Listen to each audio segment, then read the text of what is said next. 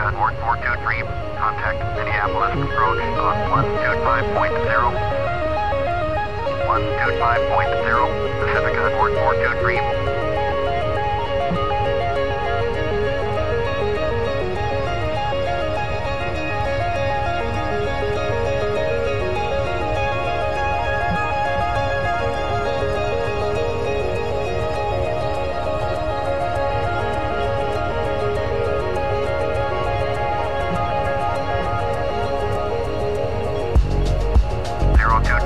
Contact Minneapolis approach on 125.0. 125.022. Orbit 4450. Here we go, the start of my flight sim review series. To kick it off, I dusted off Jank Incarnate because it was my first simulator.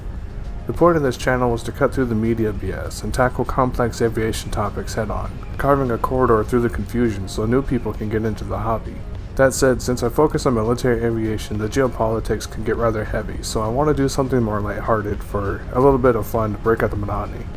Like I mentioned, this was my first sim. I remember back in the day my brother showed me he was flying over Sioux Falls, so I decided to give it a shot. Armed with an Xbox controller, I quickly learned my way around. Honestly, the most disorienting part was just how open-ended it was. I'm so used to maps of small size, and the games I played usually didn't involve landing. Usually it was fly to this icon, fly to that icon, but eventually I got used to it and I continued to learn how things are done. First flying casually, following a magenta line, to practicing full IFR flights as best you can in the sim.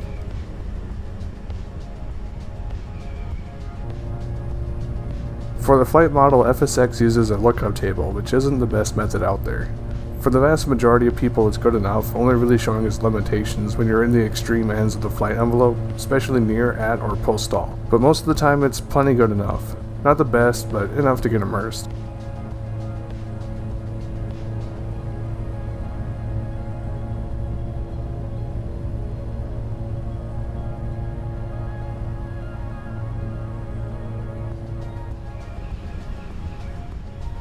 The sim has pretty decent weather for 2006 standards, with very excellent default sprites for the clouds. That said, it doesn't impact how you fly all that much. It fails to replicate most weather phenomenon, and things like wind and icing aren't simulated or aren't enough of a threat to care, meaning your decisions will be different than the real world.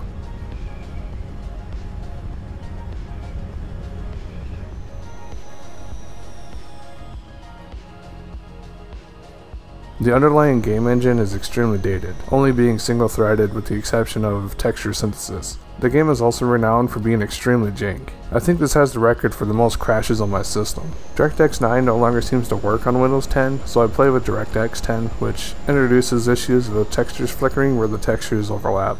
That said, I wouldn't worry about needing high-end hardware as it'll never run well anyways. That said, if you enable NVIDIA or Reshade post-processing, you can get it to look a lot better than it does by default if you know what you're doing.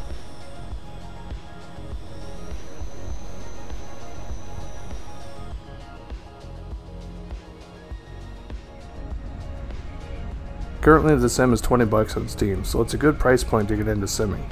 That said, newer titles like Flight Sim 2020 can often be obtained on the cheap or with a gaming subscription.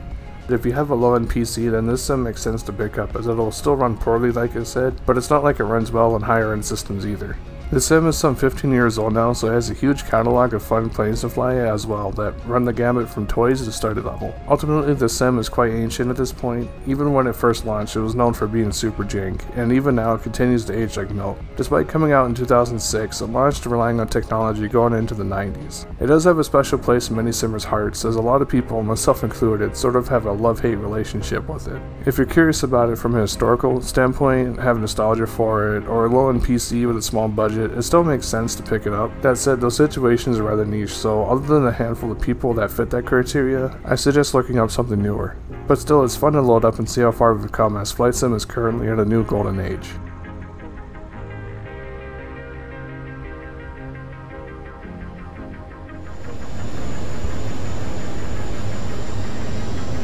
Minneapolis Center, orbit 6407 with you, flight level 230.